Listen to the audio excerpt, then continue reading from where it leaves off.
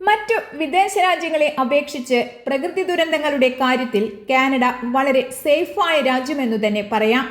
എന്നാൽ ഇപ്പോൾ പുറത്തുവരുന്ന വാർത്ത കനേഡിയൻസിനെ സംബന്ധിച്ച് അത്ര നല്ലതല്ല.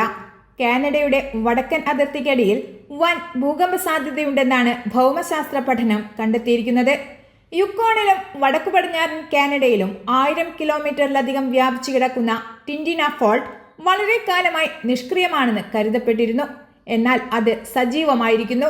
ഇപ്പോൾ ഏറ്റവും വിനാശകരമായ ഭൂകമ്പ മേഖലയായാണ് സ്ഥിരീകരിച്ചിരിക്കുന്നത്.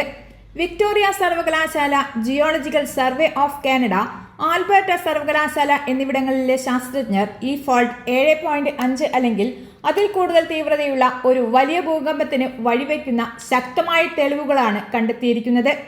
12,000 വർഷത്തിലേറെയായി നിശബ്ദമായി കിടന്നിരുന്ന ടിൻഡിന ഫോൾട്ടിൽ ഇപ്പോൾ വൻതോതിൽ വിള്ളലുകളും ടെക്ടോണിക് പ്ലേറ്റുകൾ 450 കിലോമീറ്ററിലധികം തെന്നിമാറിയിട്ടുണ്ടെന്നുമുള്ള ഞെട്ടിക്കുന്ന കാര്യങ്ങളാണ് കണ്ടെത്തിയിരിക്കുന്നത്.